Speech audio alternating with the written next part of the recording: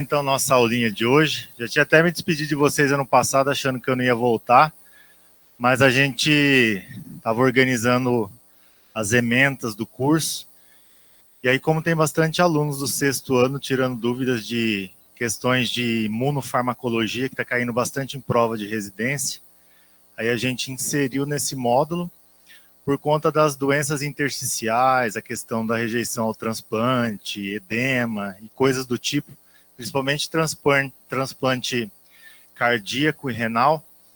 E aí a gente faz uma relação também com as doenças autoimunes para trazer, basicamente, que não é tão básico assim, né, o mecanismo de bloqueio da resposta imunológica. Tá? Então, hoje, essa aula, eu vou trazer uma visão geral, baseada nos conhecimentos prévios de imuno. Claro que eu vou resgatar algumas coisas, né? Fazem 4 anos que vocês viram agressão. E misturando com fármaco. Vocês já imaginam que a coisa não vai ser muito básica, né? Imuno com fármaco junto. Mas eu trouxe ali os principais elementos de uma forma, digamos que bem cirúrgica, mostrando o que acontece, porque sem fazer muita cascata, sabe? Porque senão vocês não vão conseguir filtrar muita coisa. Beleza? Bom, pessoal, então, nessa aula de hoje, eu vou retomar um pouquinho dos transplantes, o que é um transplante, o tipo de transplante, como que é a rejeição. Doenças autoimunes vocês viram no modo de febre, então eu vou mostrar a doença, não vou discutir a fisiopatogenia dela e mostrar como que o imunossupressor faz, tá? Bom, pessoal, falando um pouquinho de transplante de órgãos sólidos. Quando você pensa na rejeição do transplante que a gente vai ver, o principal mecanismo efetor imunológico, que é o gatilho para a rejeição, ele está pautado nas anastomoses, principalmente na rejeição hiperaguda. Normalmente, quando o paciente tem rejeição hiperaguda, ele não morre. Por quê? Porque o médico abre ele de novo, retira o órgão que rejeitou. É claro, se for uma coisa como o coração, não tem jeito. Mas se você tiver alguns outros tipos de tecidos que não são tão imunoprivilegiados, aí você tem menores danos ali. Então, só para fazer uma analogia, isso aqui é um transplante feito em ratos, mas só para mostrar para vocês a organização, nós temos aqui toda a intervenção do enxerto, tá? Lembrando que transplante é o nome do processo como um todo. Você faz a intervenção farmacológica, você faz a transposição do enxerto e você faz a monitoração. Enxerto é o tecido sólido ou não sólido que vai ser colocado. Então aqui, acredito que vocês consigam ver o momento de interposição. Então, se vocês olharem aqui a estrutura, peguei de um artigo, eles colocam justamente essa parte aqui, que envolve, né, o coração e o pulmão, e fazem então toda a costura, né, a posição do tecido com as anastomoses. Então, a partir desse momento que você coloca o recipiente ou enxerto, você já tem ali, então, o primeiro contato do tecido do hospedeiro com o tecido do enxerto, e é nesse momento que você já imagina que o fármaco, ele já tem que estar fazendo efeito. Então, é mais ou menos assim, quando você trata da posologia do processo, a farmacologia, ela já é antecipada. Quando você fala de protocolo para enxerto, para transplante, normalmente o médico utiliza um corticoide, é claro que vai ter uma variação. É um corticoide mais outras 2 classes de remédios. O corticoide para reduzir a inflamação, mas tem alguns adendos. E você faz 2 fármacos, normalmente um para bloquear uma resposta específica de uma via imunológica, e o outro é um contraponto, é como se fosse um coringa. Se a via A der errado, você tem a via B. Só que tem um problema. Depois de um tempo, a cada 1 ano e 8 meses, 2 anos e meio, tem que trocar o medicamento. Porque o sistema imune, ele percebe que ele está sendo enganado. Então ele começa a criar uma resistência contra o fármaco. Por que que a posologia do transplante como um todo, o fármaco, é dito que a pessoa não tem vida longa? É claro que vocês conhecem pessoas que fizeram transplante e estão vivendo há 30 anos. Mas ela é um ponto fora da curva. Porque vai chegar um momento que o médico trocou os protocolos e não tem mais o que mudar. Aumenta a dose, troca a dose, o paciente não aceita aquele fármaco. Então é seleção natural, infelizmente. Então quando eu falo para vocês da rejeição, a rejeição não está aqui no órgão recebido, não está diretamente no rim, no pulmão e no coração. A rejeição começa a partir do momento que você cruza as anastomoses, tanto do enxerto quanto do hospedeiro, tá?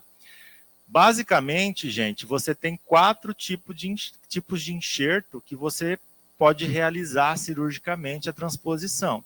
Agora tem o transplante de fezes, que vai inovar, provavelmente uma coisa que vocês vão ver aí, o povo vendendo bosta e ganhando dinheiro, vai dar dinheiro, mas não entra aqui na imunossupressão. Você tem o isoenxerto, que é quando você cruza os tecidos de gêmeos univitelinos. É raro de acontecer? É, mas existe.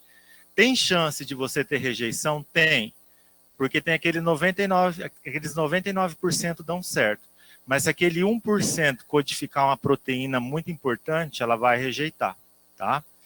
O autoenxerto é quando você retira o tecido do hospedeiro. Você pode fazer um tratamento nele, modificar alguma coisa ou não.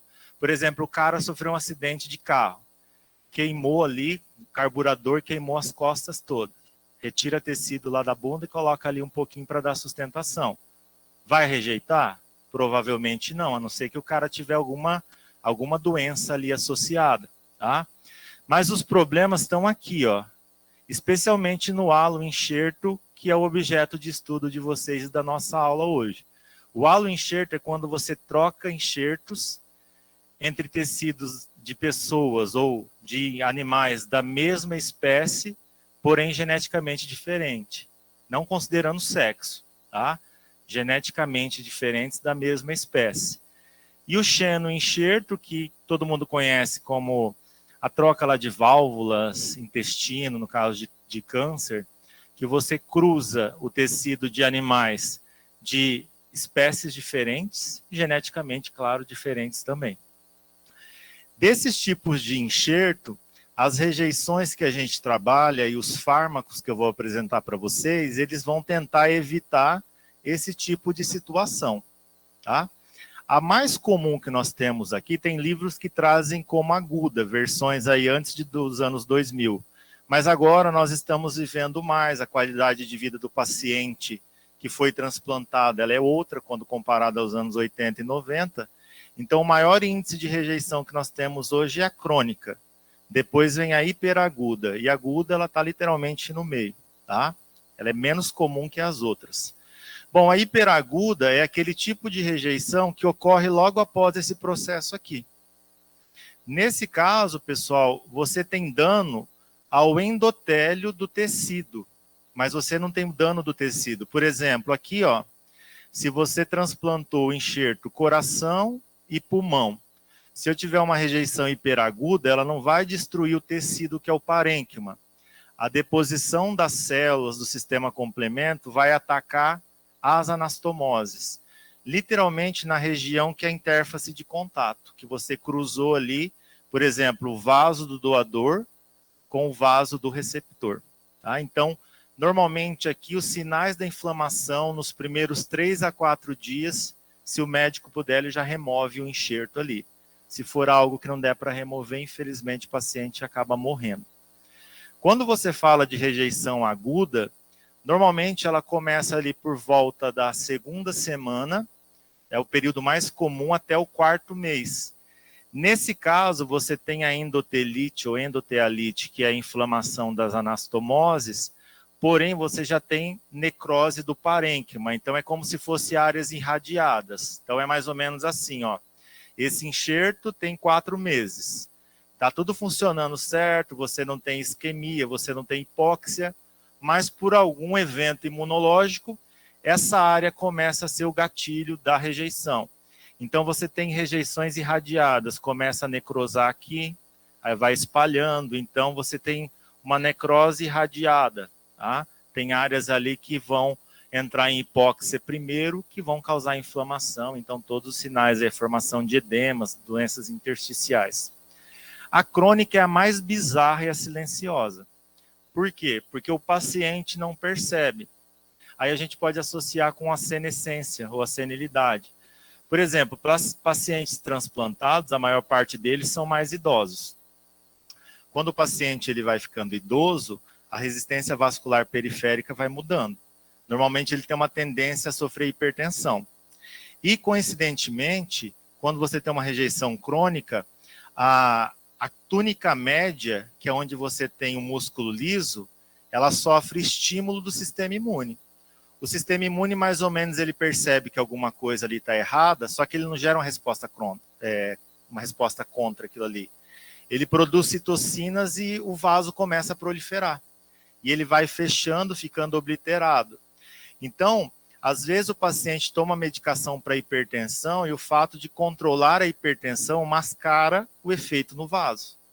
Quando o paciente descobre, ele já tem uma insuficiência cardíaca, ele já está tendo falência de múltiplos órgãos. E às vezes já é tarde demais, não tem o que fazer. Você bloqueia, vai tentar bloquear com o imunossupressor, não vai resolver. Então, o paciente, quando ele não morre, ele sofre muitas intempéries ali.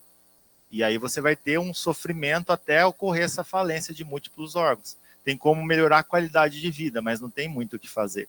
Tá? Porque esse músculo liso ele vai proliferar e proliferar. Bom, outra coisa também para vocês compararem, eu trouxe a título de curiosidade, e agora estão surgindo vários curativos para queimados. E tem muita dúvida. Esses curativos, igual lá no Nordeste, eles desenvolveram esse tipo de curativo natural, que é a pele de tilápia.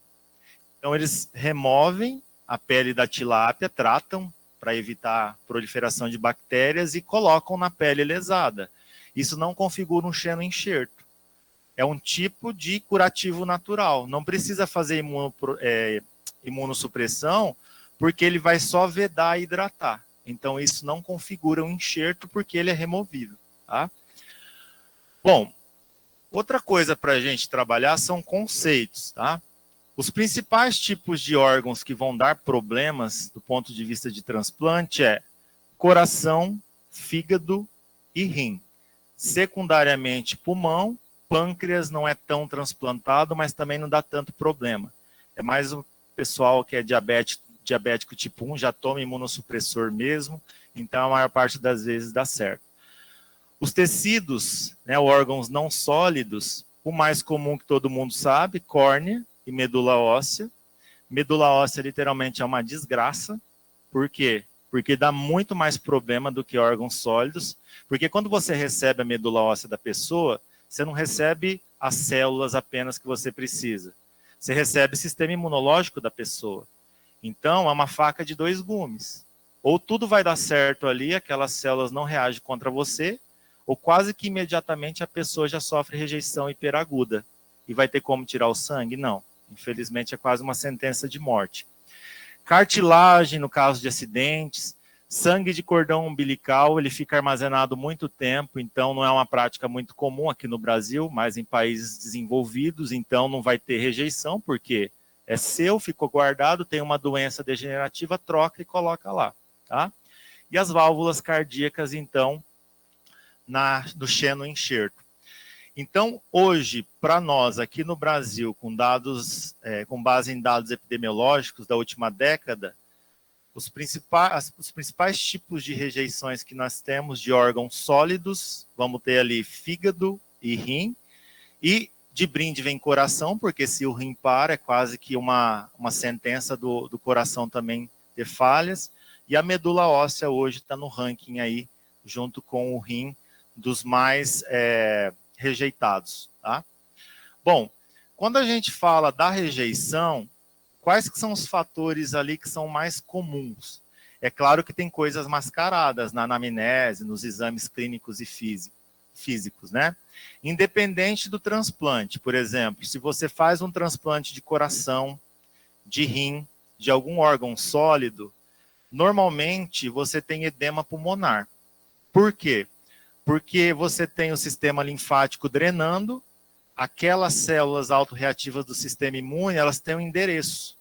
Elas vão querer parar em uma parte de algum tecido, que tem grande amplitude, igual o pulmão, por causa da complacência, e vão proliferar ali. Então, normalmente, quando o paciente sofre a rejeição, não necessariamente ele precisou fazer o transplante de pulmão, mas normalmente um pulmão ele vai tender a ser mais aumentado que o outro. Você vai ter um edema em uma parte ou em uma região, um lóbulo dele. Tá? Normalmente no coração, como já é imaginado, você tem a necrose. resultante da hipóxia. Ela é mais comum na rejeição do transplante cardíaco, tá? Aqui é um exemplo de rejeição hiperaguda. Então, rapidamente, ali em questão de dias, vocês podem ver que nós temos uma área já mais entrando em putrefação aqui por hipóxia e irradiando. É muito rápido. Se você faz a histologia, entre os discos intercalares ali, entre a posição das fibras, você consegue ver áreas mais dilatadas, que são áreas que estão mais próximas do centro irradiado. Lembra que eu falei para vocês que tem uma área da anastomose, que ela começa a ser rejeitada primeiro. Então ela vai irradiando como se fosse onda. Você jogar uma pedra no mar ou no rio, ele vai gerando ondas irradiadas, e a rejeição ela começa também nesse circuito, até ela comprometer o tecido como um todo. Tá? Outra coisa que é muito importante, que vocês estão vendo bastante nesse módulo, é a disfunção do rim, a deposição de complexos imunes, que acaba atrapalhando a taxa de filtração glomerular. Porque normalmente, quando você tem alteração da taxa de filtração glomerular, você vai ter proteinúria. As proteínas de alto peso molecular vão parar ali. Se aquela proteína não era um antígeno, como ela está no lugar errado e na hora errada, o anticorpo vai marcar ela e vai ativar complemento. Então, normalmente, não somente os transplantes renais, mas transplantes de pulmão, fígado, rim, e até alguns casos de medula óssea, ele começa a ter aí alguns sinais sugestivos já de fibrose glomerular. Então, na redução da taxa de filtração glomerular, o glomérulo ele entra como se fosse num colapso. Ele não fica funcionalmente ativo. E aí o rim entende que tem um dano. O que o nosso corpo faz quando tem dano? Taca colágeno. O colágeno 3 vira colágeno 1, que é o mais resistente da cicatrização. E esse colágeno, gente, ele vai impermeabilizando. É como se você estivesse sufocando uma bexiga até ela estourar, colocando uma força. É claro que o glomérulo não vai estourar, só que ele vai acumular proteínas.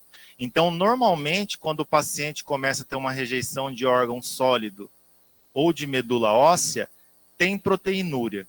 Tá?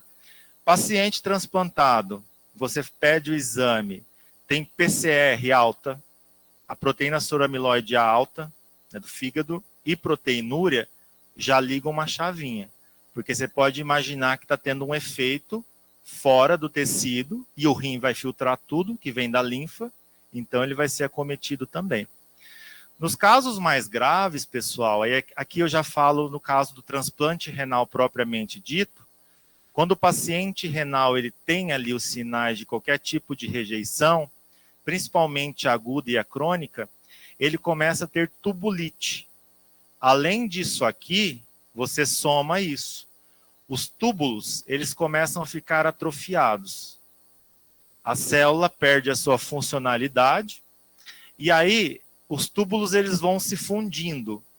E aí você tem um infiltrado ali de neutrófilos, né, e células inflamatórias, e aí quando esses túbulos eles começam a se fundir, fica um oco. Esse oco vai ser preenchido por quê? Por que material? Por líquido intersticial. Então começa a inchar, porque tem uma parte não funcional do rim que ela vira um bolsão de água. E aí a gente pode dizer que tem uma tubulite que abre um precedente para um edema intersticial, que leva a um choque hipovolêmico, que pode levar a um choque séptico, né? Porque bactérias gram-negativas ali, as endotoxinas, principalmente pneumococos, Neisseria, elas começam a se acumular nessa região. Tá? Bom, além disso, tem outro problema. Olha, eu estou contando uma história de resgate para vocês. O tipo de transplante, o tipo de rejeição, como que é a parte básica dele, e também tem um outro fator, que acho que talvez vocês tenham visto já em outros módulos, que é a doença do enxerto contra o hospedeiro, que ela é a mais bizarra de toda. Porque imagina o seguinte, ó, eu doei o meu rim para você, o meu HLA é compatível com o seu, a cirurgia foi um sucesso, não teve nenhuma intercorrência, então você vai para casa. Você chega em casa, você começa a ter a formação ali de petecas. Começa tudo pipocar. Mão, cabeça coçar, o que acontece? Olha que bizarro, gente. O tecido que você recebeu meu, ele não vai te aceitar. Por quê? Você não foi compatível comigo? Fui. Mas não é só o fato do HLA. Tem outras proteínas que começam a circular. Então, na doença do enxerto contra o hospedeiro, o tecido recebido, ele não quer ficar ali. Então, ele começa a criar uma resposta imunológica contra você e ele começa a se matar por hipóxia. Porque ele cria uma resposta contra o hospedeiro que recebeu ele, e ele não quer ficar ali, ele não quer estar ali, e ele começa a ativar a via extrínseca do processo de apoptose lá que vocês estudaram, né? E aí, rapidamente, você tem alguns endereços que começam a manifestar a sintomatologia. Então, as principais características é a mega ou a hipervascularização, porque é simples se associar, ó. Eu falei que todo o início do processo é na anastomose. Se eu estou tendo um dano, eu estou tendo na anastomose. Essas células, elas não vão ser seletivas para a anastomose do vaso apenas do tecido que você recebeu. Tudo no seu corpo começa a ficar vermelho, pela megavascularização. Então, por exemplo, esclera, olhos, a língua, você vai ter áreas mais hiperêmicas. O principal endereço é a mão. O paciente transplantado, você pega a palma da mão e o dorso, parece peteca de dengue, bem difusa, é um clássico sinal de que provavelmente ele vai morrer. Porque o tecido, gente, tem que ser direto ao ponto, né? Vocês vão ser médicos, vai morrer o cara. O enxerto que ele recebeu não quer ele, o que você vai fazer? O imunossupressor não vai fazer efeito. Lembra que eu falei que o imunossupressor não começa depois da cirurgia? Você tem que considerar um conjunto. Não vai dar certo. Olhou a mão, rosto. Normalmente, daí vai depender da questão de idade também, né? Você tem desgaste da gengiva, né? Quando você já tem uma inflamação um pouco mais crônica. Áreas que você tem tendão e articulação, elas começam a ficar mais ressecadas, porque os vasos que permeiam aqui, eles ficam muito mais vulneráveis, eles estão sendo destruídos. Pé e mão é como se fosse um cascão de sujeira. Quando não lava, ele fica ressecado, tá? Então tem vários tecidos que eles começam a assumir esse padrão e ele é bem difuso, ó. Começa nas palmas das mãos, no dorso, na região da cabeça, parece o sinal do lúpus. E, por exemplo, se o paciente ele não vai a óbito nos primeiros dias e o médico tenta modular com corticoide, é só atraso da morte. Porque isso aí, conforme você vai melhorando a qualidade de vida, não tem o que fazer. Isso aqui, ó, basicamente, já indica estágio final, que está todo difuso. Então, fígado, intestino, pele, tá? Toda a esclera do olho. Se você olhar e fizer um exame esfregaço de medula óssea, os leucócitos também começam a ficar alterados, a morfologia das células. Então, são características bem comuns dessa doença, né, que é a DEC, tá? É muito mais comum do que vocês imaginam. Provavelmente aí na vida profissional de vocês, independente da área médica, vocês vão ver esse evento bizarro, tá? Aguda e crônica. Quando é hiperaguda, dá para tentar tirar o enxerto. Aí é uma possibilidade, mas às vezes não dá certo. Mas a crônica que eu digo aqui não é uma crônica de longos meses, é uma crônica de semanas a 1 a 2 meses, assim, tá?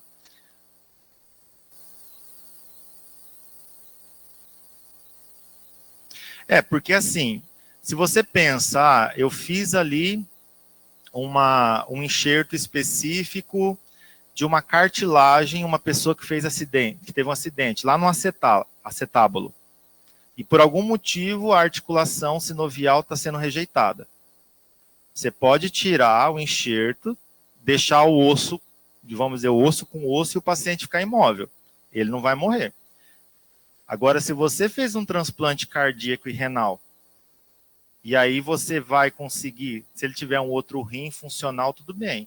Se não tiver tanta inflamação, você pode tentar remover e tirar. Mas na maior parte das vezes, ela já está disseminada. Mesmo que você retirar o rim, você concorda que já tem inflamação espalhada? Você pode ter um choque séptico? Então, o paciente, às vezes, não morre da doença em si, mas do precedente que a doença abre para outras infecções.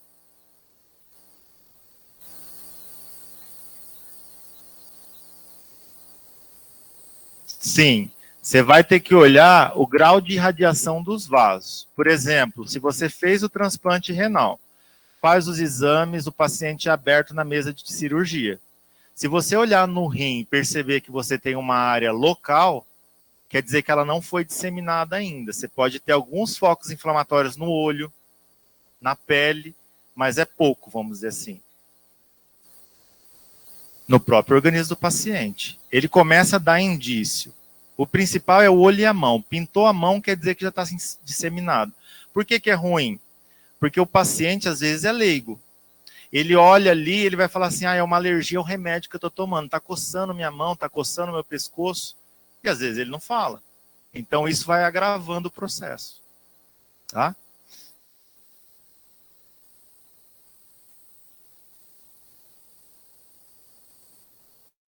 Qual que é o transplante que mais causa isso? Sólido, rim, fígado. Tá? E não sólido, medula óssea. Medula óssea ainda é mais comum do que os transplantes sólidos. Bom, gente, falando um pouquinho agora dos mecanismos para tentar, então, bloquear essa doença do enxerto e tentar garantir o sucesso do alotransplante, que é o mais comum hoje para nós, seres humanos, a gente tem que pensar na imunomodulação, que boa parte, 80% a 90% da rejeição do transplante ela é imunológica, os outros 10% são efeitos patológicos. Por exemplo, o paciente é hipertenso, ou ele é obeso, então ele já tem uma inflamação crônica. Aquilo pode se somar a outros fenômenos, tá? Mas quando a gente fala dos imunomoduladores, nós temos duas classes, tá? O que eles vão fazer? Eles são promotores de regulação positiva ou negativa. Os imunoestimulantes são as vacinas, os adjuvantes. Você administra um percentual de antígenos proteicos com adjuvantes, que são moléculas que melhoram a apresentação de antígeno, para estimular aquele processo. Ou você coloca ali fármacos específicos conjugados, manipulados com vitaminas, que são cofatores, por exemplo, de zinco, selênio, para ativar uma resposta imunológica, que não é o nosso caso que a gente quer aqui. Nós vamos trabalhar com os imunossupressores, que são drogas, normalmente sintéticas, a maior parte isoladas de fungos, bactérias, que eles fazem uma dessensibilização do natural. Mas o que acontece? Que às vezes é um pouco, os alunos têm uma dificuldade para entender. Quando você faz a imunossupressão, você concorda comigo que você não está bloqueando só o transplante? Você concorda comigo que se você pegar um COVID, você precisa da resposta imunológica ativa. Só que você está fazendo uma imunossupressão, você não está imunossuprimindo só o transplante. É como se você estivesse promovendo um colapso do sistema imune. Tá? Então, o maior problema hoje para o transplantado é conseguir lidar com a adversidade de ter um sistema imune que literalmente não funciona da maneira que deveria ser. Então, existem várias classes de imunossupressores, vários nomes, e eu tentei me basear aí nos principais hoje que são utilizados no Brasil, principalmente no INCOR, que é o nosso maior centro de referência para transplante. Então, nós temos aqui os inibidores de calcineurina, que são alguns dos mais importantes que a gente tem. Tá? Eles vão bloquear a calmodulina, impedir fatores de transcrição ali. Então, por exemplo, eu preciso da interleucina X. Se eu vou combater o COVID, aquela interleucina X é importante para ativar o linfócito. Mas para o transplante não é interessante, porque o linfócito vai reagir contra ele. Então eu dou o fármaco, bloqueia a calmodulina, bloqueia a via e o paciente consegue manter aquele enxerto sem ser atacado. Tá? Nós temos os antiproliferativos que vão atuar ali bloqueando a expansão clonal dos linfócitos. Às vezes eles não vão ser só seletivos para células do sistema imune, eles podem afetar outras células e abrir precedente para infecções mais graves, por exemplo, fungo. Vocês sabem que tratar fungo é uma desgraça, né? Porque o fungo, o tratamento sistêmico dura semanas. E para você ter o sucesso no tratamento do fungo, você precisa ser imunocompetente. Você imagina um paciente que é transplantado e desenvolve uma mucocandidíase. O pepino que é na mão do médico tentar chegar a um protocolo. O cara vai ter que tirar leite de pedra para tentar um antifúngico que vai dar certo para aquela pessoa, considerando a idade dela, o gênero, o hormônio, ciclo menstrual, essas coisas todas. Os antimetabólitos são os mais pesados. Por quê? Porque eles podem induzir mutações. Você faz fingerprint no material genético, você faz uma modificação no ciclo. E aquilo pode funcionar por um tempo. Lembra que eu falei para vocês? Quem trabalha com transplante tem que ter ali uma carta grande de medicação. Até dos anticorpos que eu vou mostrar no final. E é muito caro. Não deu certo esse para o cara vira uma cobaia, vamos tentar esse, tenta essa dose, tenta outra. E normalmente eles fazem uma conjugação com esse aqui, porque ele é muito violento. Ele é um dos mais tóxicos para o organismo, por conta da proteinúria também. Tá? Os glicocorticoides, vocês já conhecem da farmacologia, eu nem vou aprofundar tanto. Os efeitos são muito parecidos com os inibidores de calcineurina. Mas por que a gente conjuga? A gente não, né? O médico conjuga o glicocorticoide com o inibidor de calcineurina. Porque se esse aqui falhar, esse aqui faz a mesma função. E esse é anti-inflamatório. Então, esse aqui traz um duplo benefício para o paciente. Porque além de atuar como imunossupressor, ele reduz a inflamação do tecido. E nós temos aqui os anticorpos imunossupressores, que não eram uma realidade até o início dos anos 2000, mas agora no SUS alguns deles são oferecidos. Os que vocês já conhecem é o Rogan, que é aquele que a mãe é RH é negativo, o bebê é RH positivo, tem que tomar ali uma imunoterapia para poder engravidar e não ser rejeitado. Então, eles são muito importantes. Quando que eles são usados? Quando isso aqui começa a falhar. O médico tenta esse com esse, não funciona. Tenta esse, não funciona. O anticorpo vai funcionar, porque o anticorpo é uma proteína ante aquele tecido. Então, se você produz um anticorpo anti-interleucina 2, ele vai lá e vai bloquear a interleucina 2 e ela vai ser opsonizada pelo complemento. Só que é muito caro. Para quem tem poder aquisitivo é fácil. Nos Estados Unidos, lá, no laboratório lá onde eu fiz a parte do doutorado, isso aqui era igual tomar água na torneira. Eles compravam para fazer teste. Mas aqui não é, né? Quem sabe vocês vão vivenciar. Esse aqui é o mais eficaz, gente. Usou anticorpo, só se o sistema imune da pessoa for muito ruim. Se ela tiver uma genética muito ruim mesmo para não funcionar, porque ele vai ser seletivo, tá? Então eu vou tentar apresentar para vocês, gente, de uma maneira bem cirúrgica, para tentar ser pontual e não ficar encebando muito. Ó, é isso aqui que ele faz, que é o que vocês precisam saber para a vida profissional e para a prova de residência que vocês vão fazer. Bom, basicamente, gente, como que o imunossupressor ele atua? Ou ele bloqueia a hematopoiese.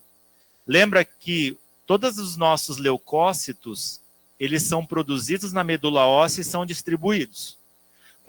Com exceção do linfócito T, que ele é produzido na medula óssea, ele migra para o timo e a gente já nasce com ele pronto.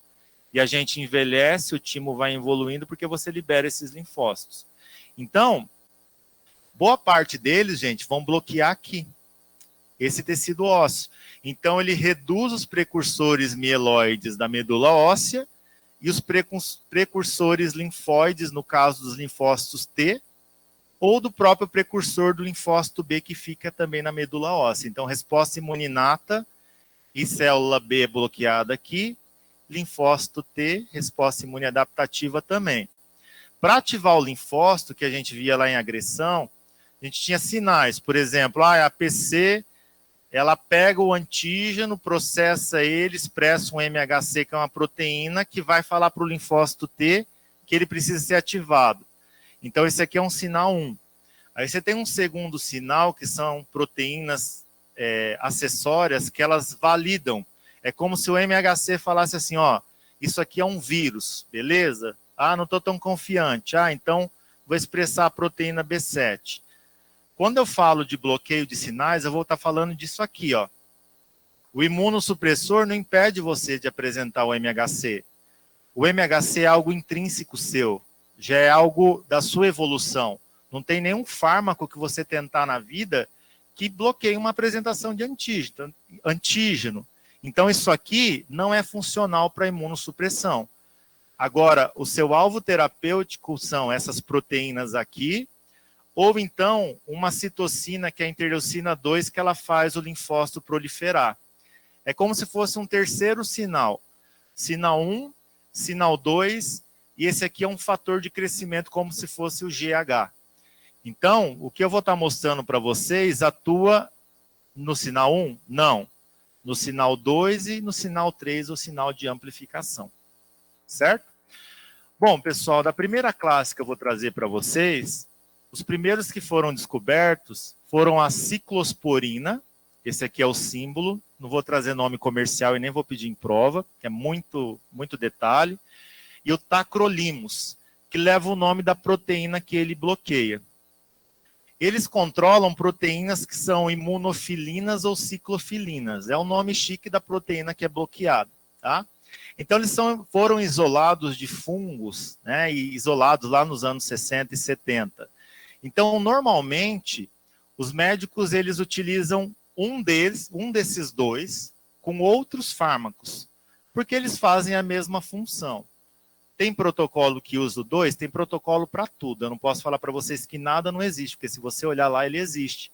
Mas, normalmente, os médicos gostam de utilizar eles porque eles inibem esse sinal reflexo aí da ativação do primeiro sinal. Então, por exemplo, teve a expressão do MHC, o sinal 1 ele foi direcionado, só que ele esbarra na seletividade do sinal 2.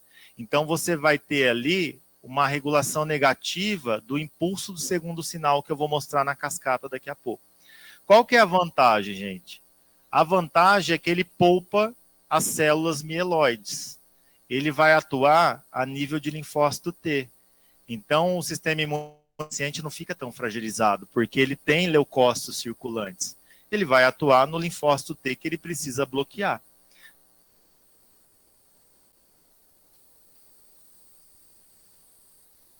Qual? Aqui, o que significa cada um? Ó, aqui é a apresentação de antígeno para os linfócitos, que fazem tanto T, CD4 e CD8. Quando você tem um antígeno, por exemplo, se você vai rejeitar o transplante de coração, a proteína rejeitada é essa. A APC, ela processa a proteína e expressa o MHC. Aí o linfócito T recebe o sinal. Esse é o sinal 1. Mas ele não é suficiente. Você precisa de um segundo sinal para falar assim, ó, é isso que vai acontecer. O sinal 2 é uma amplificação. É como se esse aqui fosse um gerente e esse fosse o operário. O operário, ele faz o trabalho, mas precisa da validação do gerente. Então, se não tiver o gerente, você não vai ter o processo. E a amplificação é como se fosse o pagamento do salário dos dois. Essa citocina aqui, ela é liberada para você ter a proliferação, que é a expansão clonal. Então, na maior parte das vezes, quando você faz imunossupressão, esse sinal é contínuo, porque você não pode bloquear algo que é intrínseco seu. Então, você acaba bloqueando o primeiro sinal quando você estimula um fármaco a bloquear essas proteínas aqui ou essa citocina aqui. É mais ou menos assim, tá? Então, como que é o princípio ativo ali de sinalização desses fármacos, pessoal? Basicamente é assim, ó, eu peguei essa parte aqui e vou ampliar para vocês, tá? Então, quando você faz a amplificação do sinal, essas proteínas aqui, elas mandam sinais para o núcleo. Se eu ampliar o núcleo, eu vou ter basicamente essa sinalização. Quando você precisa produzir a citocina, o que acontece? O MHC, isso aqui, ó, se ligou no receptor, veio um sinal de cálcio como segundo mensageiro, ativa essa via aqui, que é um fator de transcrição, você produz a citocina necessária para o linfócito proliferar. O fármaco que eu falei para vocês, ali, a ciclosporina e o tacrolimus, ele não vai atuar aqui. Lembra que eu falei? Ele atua nas vias adjacentes, ó. Quando a ciclosporina ou o tacrolimus eles entram, eles se ligam a ciclofilinas ou imunofilinas, que é o quê? É uma proteína. Eles bloqueiam a proteína, ó, dá uma olhada aqui. A nossa ciclofilina é essa proteína aqui, CPN. O que ela faz? Quando ela se liga, ela bloqueia a calcineurina. A calcineurina é importante porque ela faz uma desfosforilação desse fator que vai para o núcleo. Então é mais ou menos assim, ó. Recebeu o sinal do MHC, ativa o fator NFAT, que ele é desfosforilado pela calcineurina. E aí, esse NFAT vai para o núcleo e tem a tradução. Quando você usa a ciclosporina ou tacrolimus, ambos se ligam a proteínas. Ó, o tacrolimus se liga na proteína ali FKBP. E a ciclosporina na CPN. Eles não vão bloquear o NFAT, mas eles pegam e bloqueiam a calcineurina. Se a calcineurina não faz a desfosforilação, isso aqui não vai para o núcleo. Então você tem uma seletividade. Por isso que eu falei para vocês, ó, ele não atua no primeiro sinal. Ele atua modulando proteínas que impedem a produção dos fatores de transcrição. Então, as citocinas básicas que a gente tem na nossa resposta imune é a L2, que faz a proliferação, o interferon gama, que ativa os linfócitos TCD4, e a interleucina 4, que promove respostas antiparasitárias. Então, elas ficam suprimidas, tá? Enquanto o paciente estiver fazendo esse tratamento, essa resposta é colapsada.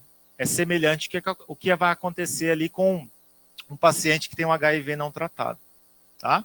Então, base, ó, qual que é o mecanismo de ação do tacrolimus e da ciclosporina? Eles impedem a fosforilação do NFAT, eles bloqueiam calcineurina, não tem a produção da citocina.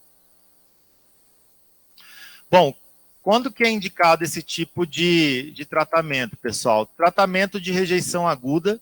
Então, basicamente, todos os transplantes sólidos que eu mostrei para vocês.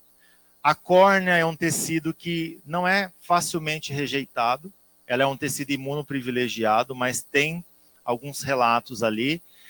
E você tem o tratamento de várias doenças autoimunes aí que a gente viu, principalmente doenças da pele e doenças renais, né? Fogo selvagem, que é o pênfigo, vitiligo, psoríase, artrite reumatoide, diabetes tipo 1 e as doenças renais. Ó, aqui eu trouxe um exemplo do tratamento com ciclosporina.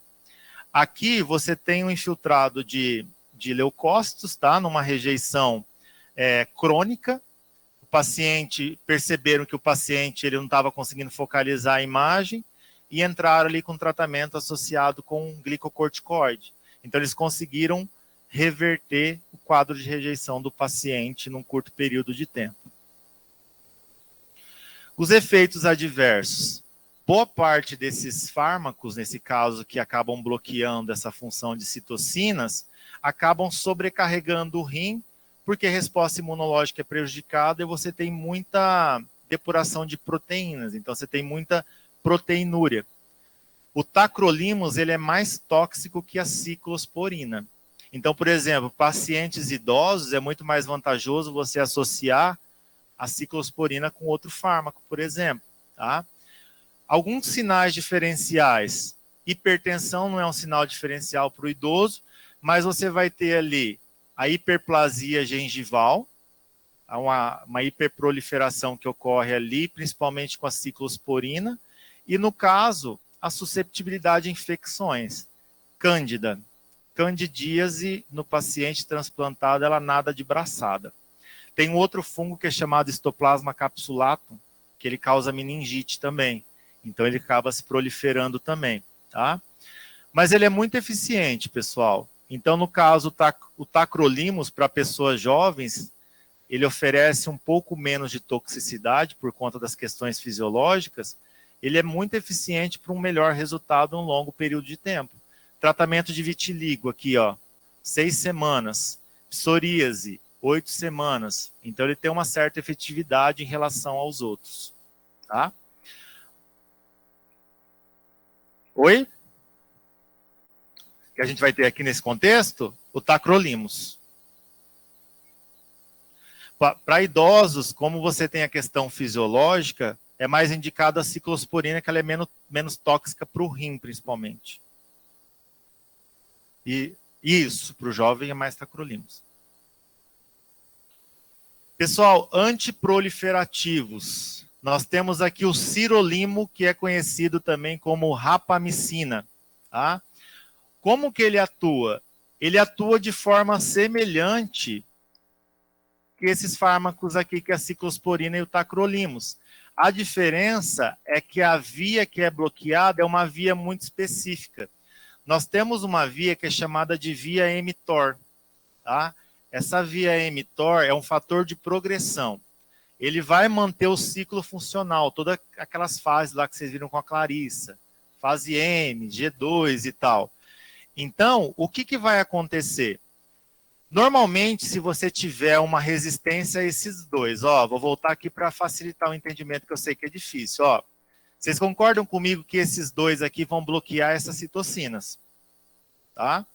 Mas, às vezes, ele não vai responder. O que o médico vai fazer depois de 1 ano e 8 meses, 2 anos? Eu vou trocar a seletividade do fármaco, eu preciso de outro fármaco que bloqueie a citocina também. Então, ele pega esse fármaco que ele vai atuar em outra via, mas vai bloquear a ação da citocina que vocês estão vendo ali. Só que aí, pessoal, o que acontece? Esse sirolimo, ele afeta o metabolismo de reparo do DNA. Se ele afeta o metabolismo de reparo do DNA, qual que é o principal efeito adverso? Câncer. Né? Por quê? Você vai tentar corrigir uma via, você vai corrigir bloqueando a citocina. Só que o núcleo da célula expressa o mesmo genoma.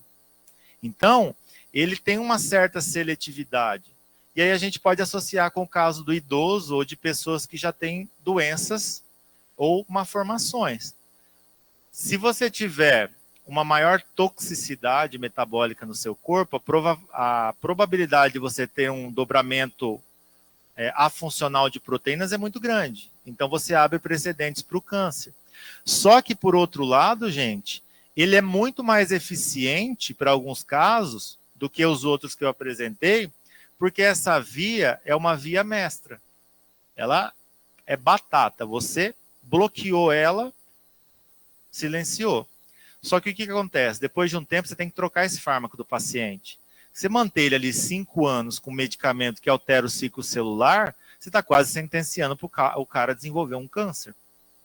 Pode ser que aconteça, pode ser que não aconteça, você não vai saber, tá? Então, normalmente, quando que ele é usado? Quando esse aqui não é tão eficiente, ou para alguns casos mais específicos, tá? Então, nós temos ali tratamentos um pouco mais agudos. Por exemplo, paciente com lúpus eritematoso sistêmico, muito agravado, com nefropatia, vasculite, artrite, tá? Normalmente, quando você faz o transplante halogênico de paciente com medula, transplante de medula, você usa esse fármaco para dar um susto na medula, literalmente. O paciente que recebeu ali a rejeição, o médico usa por um período e vai testando o outro, para a medula se tornar mais funcional e ela ter mais autonomia dela, tá? Em alguns casos, pessoal, mais graves, rejeição rim-coração, para tentar bloquear, por exemplo, o cara está lá passando mal. O médico diagnosticou que ele está com uma rejeição hiperaguda ou aguda e ele fez um transplante cardíaco. O que o médico vai pensar? Bom, qual que é as drogas mais potentes que eu tenho? Bom, eu tenho lá os meus metabólitos que vão bloquear a calcineurina, então eu vou pegar um. E eu vou pegar um antimetabólito da mTOR. Você vai fazer o quê? Você vai acabar com o paciente, você vai ter que colocar ele literalmente numa bolha. Porque se ele pegar uma infecção um pouco mais grave, ele vai morrer. Porque ele está estéril, literalmente. Então é para dar aquele susto inicial.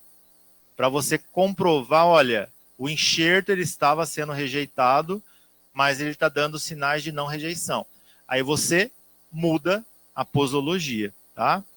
Os efeitos adversos mais comuns, além da proteinúria, que você vai ter ali uma grande deposição nos glomérulos, lá as alterações com fibrose, gastrotoxicidade. O que é a gastrotoxicidade aqui? Diarreia, vômito e alterações da motilidade, muita dor, porque altera os plexos mioentéricos, tá? E aí tem alguns sinais que são não muito específicos, mas podem ser observados. Hipertensão, hiperlipidemia, altera lá o metabolismo das plaquetas e você pode ter uma baixa contagem também dos leucócitos. Só que ele é bem eficiente, ó. tratamento de lúpus dessa paciente, eu acho que foi 3 semanas, é bem agudo. Quando melhora, o médico vai lá, troca, para evitar os danos. Essa é a sigla dele, acho que eu não falei, né? Sirolimo ou a rapamicina é o RAP, mas o mais comum de vocês verem é esse DCB, tá? Antimetabólitos, pessoal, outros clássicos aqui, né? O Reinaldo é farmacêutico, ele deve conhecer todos eles ali. A azatioprina é o mais utilizado dentre eles que a gente tem aí na posologia. O que eles fazem, gente? Eles causam ali fingerprints no DNA. Você causa marcas. Quando você fala de epigenética, você sofre uma modificação hoje e seus netos vão sentir o efeito daquilo depois de longos anos. O fármaco faz isso na velocidade da luz. Você marca agora, a célula percebe e altera aquilo. E aí o que vai acontecer? Você não vai atuar aqui, ó. Você não vai bloquear os fatores de transcrição ali da sinalização. Você vai impedir a expansão clonal. O que é expansão clonal? A célula de proliferar. Então, a célula é ativada? Ela tem os sinais? Ela tem. Porém, antes dela sofrer mitose, ela morre, por conta da alteração no material genético dela. Então, esses genes que são expressos, né, que eles estão sob expressão contínua, eles sofrem down regulation. Então, o mecanismo para vocês associarem é: as drogas antimetabólitas alteram o metabolismo do DNA. Se altera o metabolismo do DNA, eu não tenho o gene. Então, eu tenho uma down regulation ali. Os clássicos que a gente tem é a azatioprina, o micofenolato de mefetila, ou mefetil, MMF. Nós temos as bases purinas e pirimidinas, que eu vou mostrar para vocês. Esse aqui é seletivo para purina. Ele não bloqueia a pirimidina, que tem um anel ali diferente. E esse aqui, gente, ele é bem curioso. Ele causa uma alquilação do DNA. O que é um agente alquilante? Ele coloca um metil, ele coloca um etil, ele coloca uma coisa que o DNA não está acostumado. Aí, se o DNA vê alguma coisa que não é intrínseca dele, ele pensa: poxa, eu não posso traduzir. Por quê? Porque eu sofri uma mutação e vou causar uma coisa muito ruim. Então, ele alquila a fita de DNA. Tá? Vamos lá apresentar esses aí também. A azatioprina, pessoal, ela vai atuar, então, ali, modificando a síntese lá do GTP. Então, por exemplo, como que ela atua? Quando ela chega no fígado, a metabolização dela é no fígado, ela vai entrar em contato ali, sofrer transformações, gerando um intermediário, que é o 6-mercaptopurina, tá? E o que ele vai fazer? Ele vai entrar no lugar da adenina ou da guanina. Normalmente a gente usa o termo GTP, mas ATP também funciona. E aí, quando você tem os mecanismos de oxidação, como que funciona o ciclo de Krebs? Eu tenho AMP, depois forma ADP, depois forma ATP. E esse ATP é usado para fazer DNA. Então, ele altera a estrutura, então, do anel. Quando ele altera as enzimas, a posição das enzimas, ele gera como se fosse um nucleotídeo fraudulento, porque ele está acostumado com adenina e guanina. Mudou a formação do processo de oxirredução, é como se fosse um usurpador. Ele usurpa o lugar da base nitrogenada e você não tem a tradução do gene. Tá? Quais são as indicações que a gente tem aqui? Ele é mais utilizado para o tratamento de doenças autoimunes que não são tão graves perto das outras. Por exemplo, alguns tipos de hepatite causadas por infecções ali virais, anemia autoimune, doenças inflamatórias intestinais que não vão ter cura, artrite reumatoide. No caso dos transplantes sólidos, eles são conjugados sempre com a ciclosporina na maior parte das vezes dos protocolos, tá? Ele é um tipo de remédio, pessoal, de medicação, que perto dos outros, assim, ele é mais tranquilo. Porque o paciente vai ter muita caganeira. Ele vai cagar e vai eliminar aquilo, inflamação, depois ele melhora. Ou ele vomita, tem muita dilatação e flatulência, depois das 2 primeiras semanas ele melhora, tá? Normalmente, ou ele tem diarreia, ou ele tem vômito em intervalos distantes, nunca são conjugados, né? Pelo menos nas bases que eu consultei, tá? Você vai ter ali a depressão da atividade de neutrófilos, né, que são as células que predominam na inflamação aguda, e a redução de linfócitos por um período de tempo ali considerável, tá? O efeito dele não é tão rápido. Por exemplo, esse paciente aqui com fogo selvagem, né, que é difícil, que é o pênfigo, né, ele vai ter ali um bloqueio um pouco mais lento do que os outros que eu mostrei para vocês. No lúpus também, demora 4, 5 meses, mas como ele é um pouco menos tóxico, compensa manter ali por um longo período de tempo, tá? Bom, esse micofenolato de metila, ele é bem direcionado ali a função dele. O que acontece? Quando nós vamos ter ali a expansão clonal dos linfócitos B, esses linfócitos B, eles dependem de enzimas para eles ter a sua fosforilação oxidativa, para ter a sua geração de ATP. O que acontece? O micofenolato, ele vai bloquear uma enzima chamada IMP desidrogenase. Então, quando você bloqueia essa IMP ela não permite a formação de uma outra enzima que é a GMP. Então, você tem o monofosfato de inosina. Quando você não tem o bloqueio, por exemplo, vocês normais aí agora, vocês são saudáveis, todo mundo, graças a Deus, está acontecendo isso aqui no seu corpo. Você está tendo ativação dos seus linfócitos. O paciente, então, que é transplantado ou com essas doenças autoimunes, o micofenolato, ele causa uma transgressão dessa enzima. Ela é desacoplada. Se ela for desacoplada, você gera intermediários ali, e você gera um tipo de molécula diferente daquela original. E aí você não vai ter a síntese dos ácidos nucleicos, tá? Normalmente, esse medicamento ele é mais seletivo para linfócitos, só que daí você deve estar pensando assim, tá, você está falando do linfócito, mas o meu hepatócito do meu fígado não tem a mesma enzima? Tem. Pode ser que atua contra ele? Pode ser. Pode ser que não? Pode ser. Vai depender de outros fatores. Mas ele é utilizado porque em testes, inicialmente, ele teve uma seletividade muito maior para os linfócitos do que para outras células, tá? Bom, quando que ele é utilizado? Normalmente, doenças autoimunes da pele, a alopecia areata, né, que é aquela doença que ficou bem famosa lá do soco do Will Smith, lá por conta da mulher dele, da Jada, né, que é uma doença que os linfócitos acabam atacando os folículos, daí vai tendo falhas espaçadas, daí a pessoa acaba raspando a cabeça. Ele é ele é bem direcionado para o tratamento da alopécia, ó.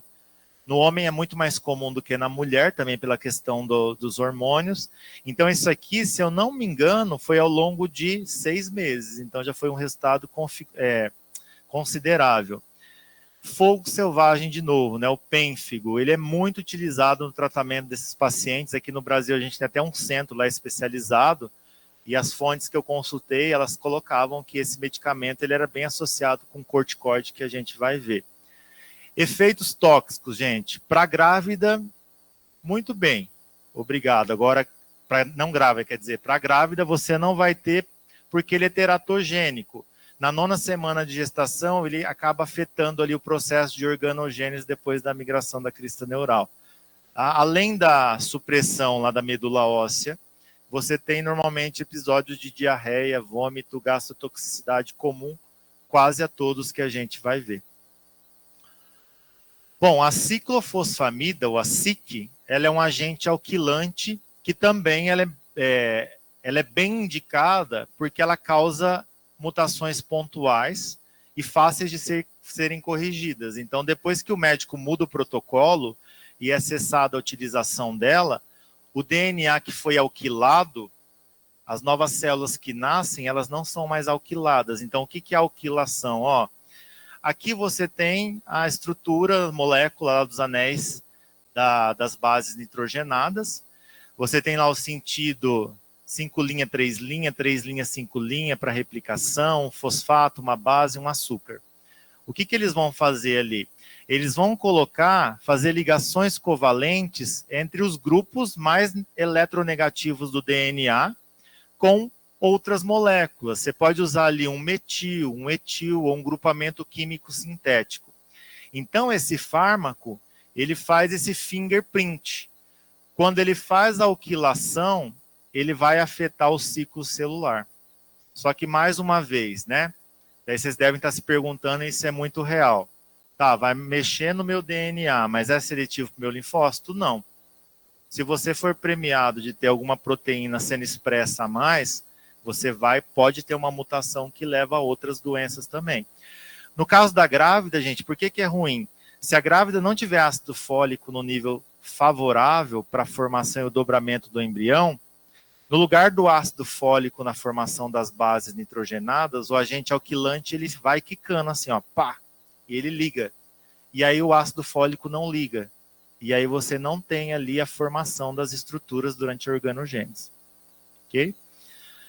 Bom, além de ser um agente antitumoral para alguns tipos de câncer, ele também vai ser utilizado ali para alguns tipos de doenças dermatológicas.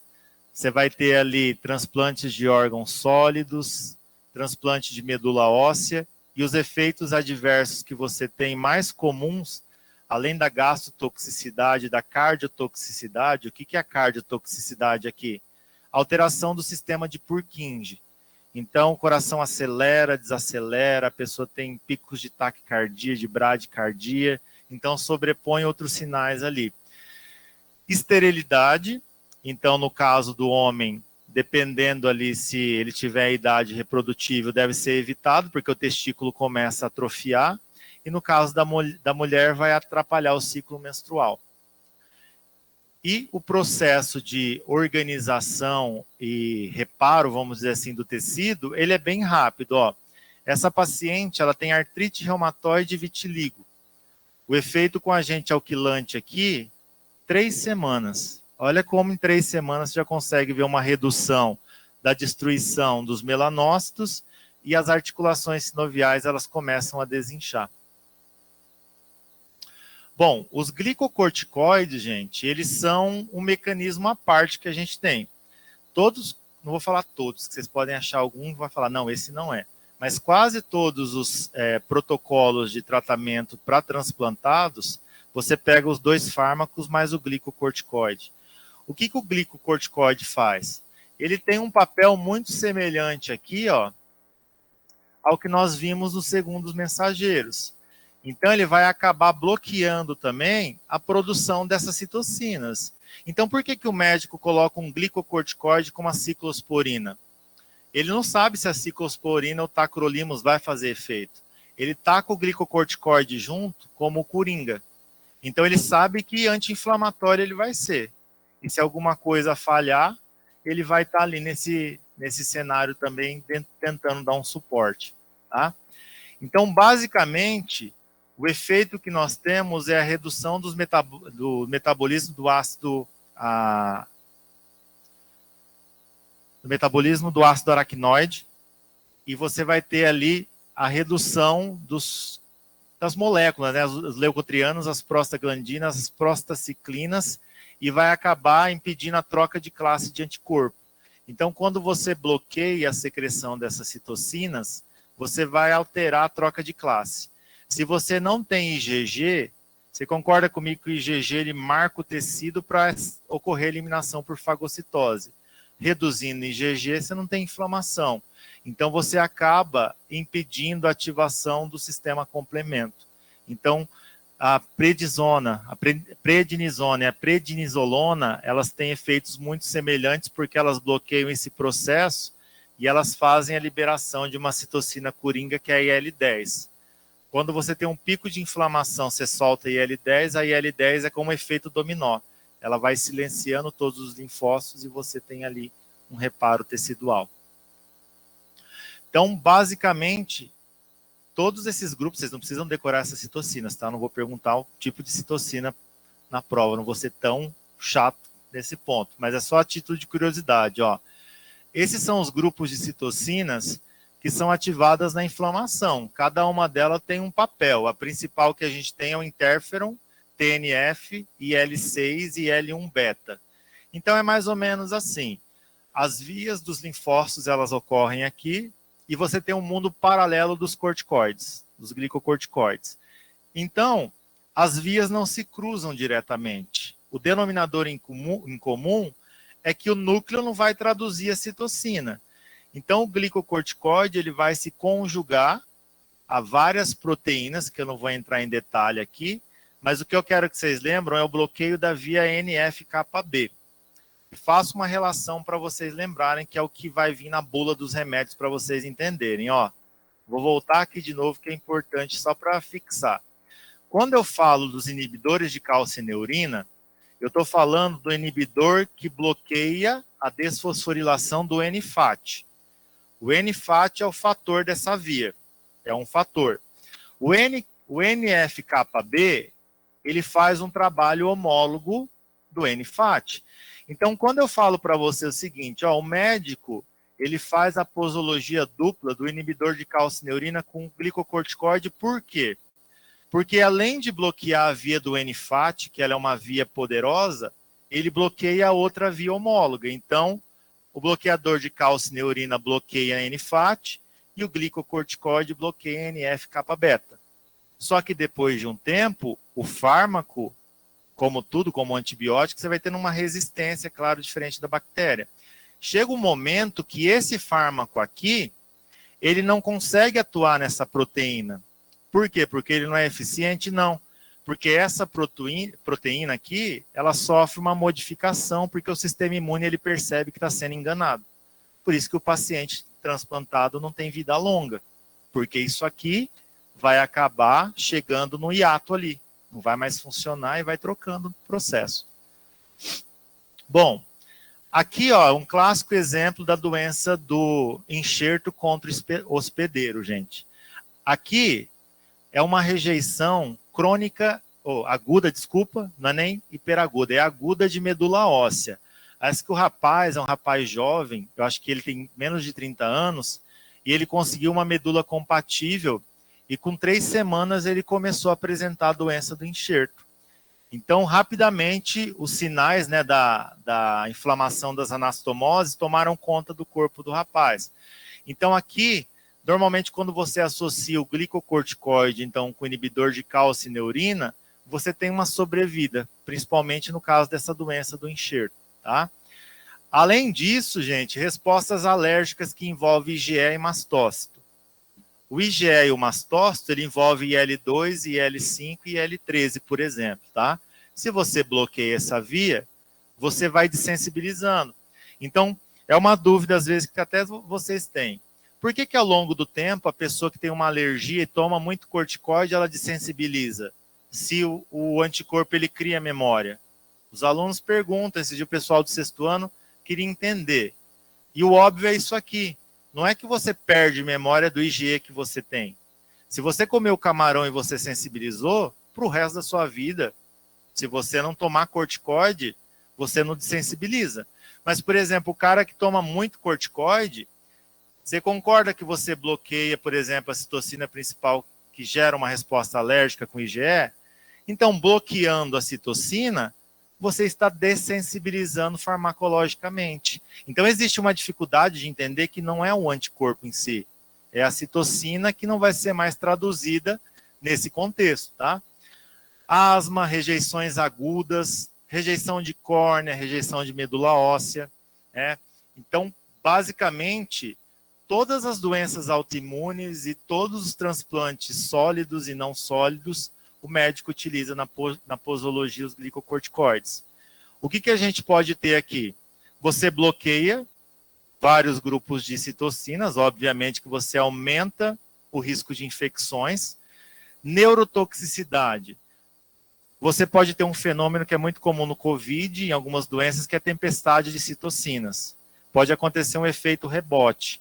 Você bloqueou essas citocinas no momento, aí você troca o protocolo. Por exemplo, eu sou transplantado de rim, eu estou tomando glicocorticoide. Você é médico, você vai alterar o protocolo. Naquela semana do escalonamento, eu estou trocando fármaco.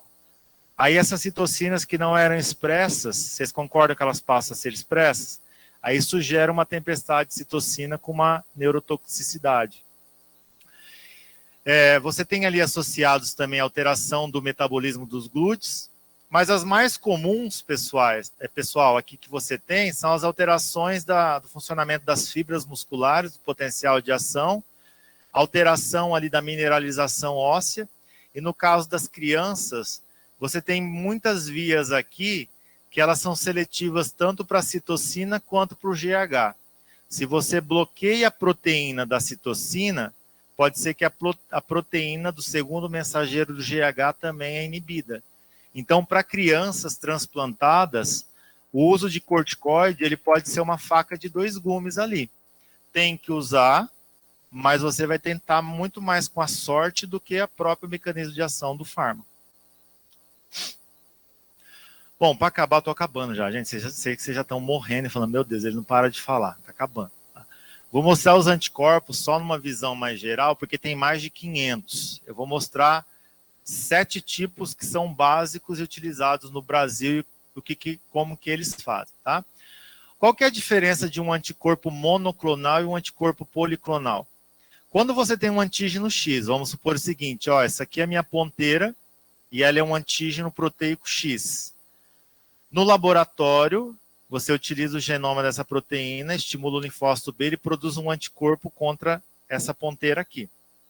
Quando você tem um anticorpo policlonal, você vai ter um anticorpo que atua para várias partes dessa ponteira. Então, eu tenho um anticorpo para ponteira, mas esse anticorpo tem seletividade para diferentes padrões dela. Por isso que eles são mais efetivos. O monoclonal atua para ela como um todo. O policlonal para diferentes partes delas. Então, esses anticorpos, eles são produzidos normalmente em cavalos, tá? Mas pode ter ovelhas também, coelhos, e eles vão acabar bloqueando a função dos linfócitos T, lá no timo ainda. Então, você impede de esses linfócitos serem ativados, só que esses linfócitos são eliminados como antígeno. É mais ou menos assim, ó. O anticorpo X se liga ao linfócito T. O linfócito T é marcado para ele ser morto, por opsonização. Aí, o linfócito T, ele é opsonizado, o macrófago vai lá, engole ele e elimina ele pelo sistema complemento. E esses anticorpos, eles recebem nomes, e esses nomes têm um padrão para vocês entenderem, tá? Quando vocês observarem lá anticorpos que tem termo muro no meio, por exemplo, muromonab, quer dizer que esse anticorpo ele é de rato, ele é de murino. Ele foi produzido em laboratório e ele pode ser utilizado, tem efeitos adversos. Os anticorpos humanizados, eles vão ter o ZU. Eles são muito mais vantajosos do que o do rato, porque esse aqui você tem mais compatibilidade, tá? O que é um anticorpo humanizado e um anticorpo humano? Um anticorpo humanizado, ele foi produzido no laboratório, quer dizer, você pegou uma característica minha e melhorou. Ah, eu quero o cabelo da cor do cabelo que o Jean tem, mas uma versão um pouco mais clara. Eu vou melhorar em laboratório. O anticorpo humano é aquilo natural. É aquilo que é produzido e você usa. É a diferença do humanizado, tá?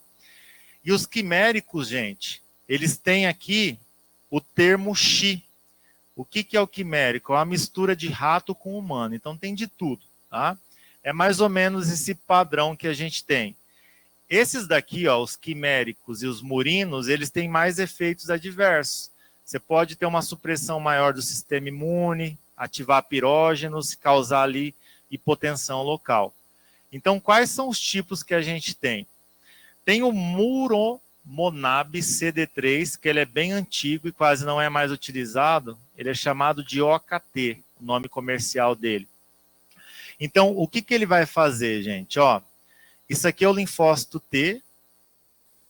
Esse linfócito T, esse receptor, ele tem uma unidade epsilon. O que acontece? O anticorpo marca essa unidade epsilon e o que vai acontecer? Essa cadeia epsilon, então, ela é selecionada e não vai ser só ela que vai ser eliminada. O anticorpo se liga nela, mas o linfócito T é opsonizado. Então, essa aqui é a porta de entrada, tá? Bem na região específica do linfócito T. No começo dos anos 80, como tudo era muito novo, os médicos eles colocavam no protocolo esse anticorpo, mas metade dos pacientes morriam.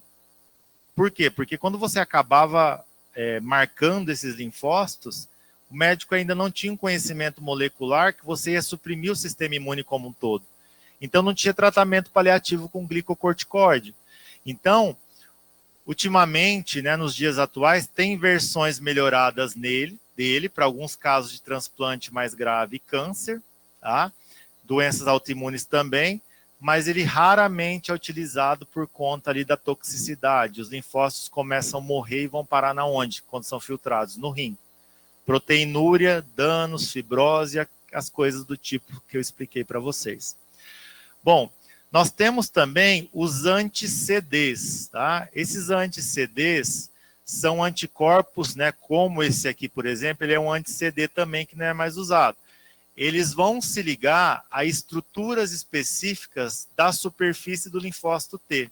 Então, ó, linfócito T como um todo, as vias que eu mostrei para vocês, e nós temos aqui alguns marcadores específicos. O antirreceptor de interleucina 2, também chamado de CD25, que a gente consegue observar aqui, nós temos ali os exemplos dele, que é o basilximab e o daclizumab, que eles vão bloquear, então, esse receptor. É como se ele se ligasse primeiro no receptor e a citocina não consegue sinalizar. Então, você não tem proliferação de linfócitos. Tá? O CD52, ele é um fator de diferenciação do linfócito T. Então, é como se ele marcasse a transição do linfócito T bebê para ele virar um adulto. Então, quando ele se liga nessa proteína, que é uma proteína de ancoragem, por mais que você tenha todos os sinais ativos, só o fato do anticorpo ligar ali, você não tem a transição do linfócito bebê para o linfócito adulto. Então, você não vai ter a histofuncionalidade dele. Então, a classe mais comum que a gente tem é o rituximab. Tá? Então, ele também vai impedir essa maturação ali desses linfócitos, tanto B quanto T. Tá? E nós temos também um que vai promover ali a formação do CAM do sistema complemento, que é aquele poro que a gente já viu, que normalmente você tem, que ele é formado para alisar as células. Então, quando os linfócitos eles precisam ser renovados, a maior parte deles morre por apoptose ou por ativação do complemento. Então, em dados momentos, você pode utilizar esse tipo de anticorpo e ele marca o linfócito, ativa C5, você não forma o CAM, mas quando você ativa o C5, ele libera as proteínas que vão causar uma inflamação e promover, então, a fagocitose do linfócito marcado. Então, é mais ou menos assim, ele se liga na célula, ativa uma transdução, essa célula ela morre e acaba sinalizando para outras células ativarem complemento também, tá? Então, é a título mais de vocês entenderem o nome das classes e saberem mais ou menos o mecanismo de ação. Os nomes comerciais, eles variam bastante. Hoje, para nós, no mercado aqui no Brasil, o mais utilizado é esse aqui, que é o mais barato. O mais caro é esse. Então, esse aqui na clínica médica, vocês vão esbarrar em algum momento. Tá? Bom, no caso dos anticorpos imunoestimulantes, eles atuam da seguinte forma. Às vezes, você tem um paciente que ele precisa de um transplante e ele tem câncer. E aí é uma bomba também para o médico. Porque você não tem que trabalhar só com o transplante, você tem o desafio também de controlar o desenvolvimento tumoral. E aí a gente tem uma classe de anticorpos, que é o daratumumab. Tá? Esse daratumumab, ele vai ativar uma via de morte celular, que é uma proteína chamada CD38. O que essa CD38 faz? Ela é um fator de envelhecimento. Quando ela é ativada, todas as nossas células que morrem por envelhecimento, ela tem um ciclo. A produção de ATP cai, você ativa essa proteína e ela morre. Só que cada célula vai viver 30, 40 dias. Quando você tem um paciente transplantado, você associa um fármaco para o transplante e você administra esse daratumumab para induzir a morte das células metastáticas. Então, você faz um tratamento paliativo junto com a imunossupressão para o transplante. Então, o anticorpo bloqueia. Quando ele se liga aqui, essa proteína de membrana, que ela está adormecida, o anticorpo ativa ela, a porção dos braços dele. E aí, quando você desperta um gatilho, esse tipo de linfócito ou da célula que vai ser modificada, ela é eliminada e sofre a citotoxicidade mediada por anticorpos. Quais casos são muito comuns? Tratamento de paciente com mieloma múltiplo.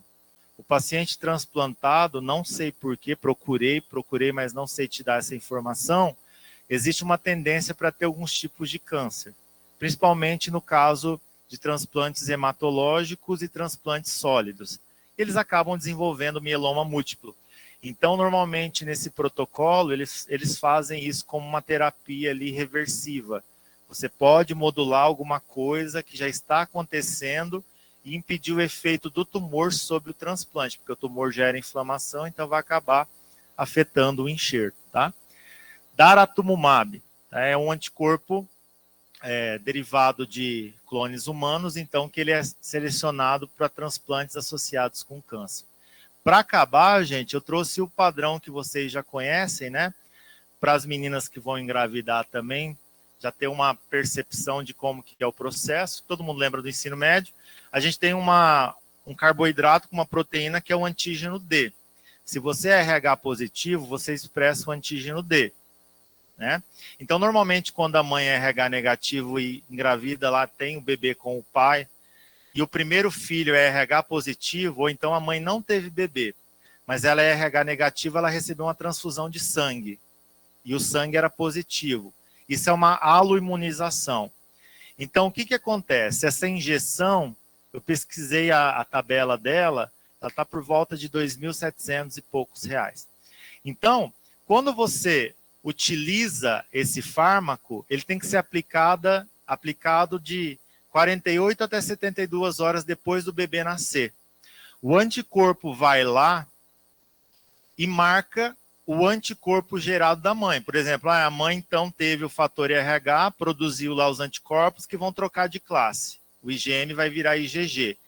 Quando você administra o ROGAM ou o anti-D, o anticorpo marca o linfócito B que produziria o anticorpo lesivo. Então ele marca o linfócito B e a mulher não cria memória. Ela pode engravidar normalmente porque a aloimunização dela foi bloqueada, tá? É o mais barato que a gente tem, em alguns casos ele é oferecido para o SUS. O que ele causa? Ele pode causar respostas alérgicas, rubor e hipersensibilidade do tipo 1, e ele pode causar ali algumas alterações musculares e articulares por conta da resposta cruzada. Você tem que pensar o seguinte, você está tomando um anticorpo produzido num animal. Aquele anticorpo vai se ligar no seu músculo, na sua articulação, no seu vaso, causa um efeito menos deletério, mas você tem alguns efeitos sistêmicos também, tá? Então, é mais ou menos isso, gente. Essa era a aula para trazer para vocês uma visão geral. Para a prova, deem uma olhada no mecanismo de ação geral, nos anticorpos, na relação ali, na aplicação, tá? Não vou provavelmente pedir efeitos adversos, que são muitos, só para vocês terem a ideia mesmo como que ele atua, em que situações ele atua. Beleza? Não havia como um todo. Saber que ele bloqueia tal coisa, o que ele bloqueia em tal coisa. Beleza? Vivo, gente. Quando vocês pensam que não dá para piorar, no quarto ano já vem uma imuno com a farmaco junto. E o Jean, 8 horas da noite, falando igual um papagaio, pá, pá, pá, pá, pá. E é isso. Vocês assinaram a lista? Dúvidas, não? Não? Só depois. Vocês sabem onde me encontrar, viu?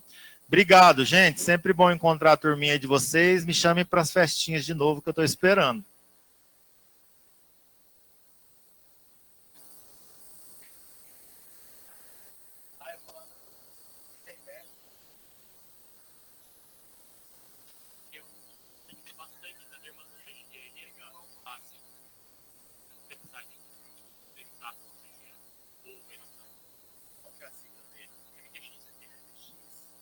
Porque assim, todo paciente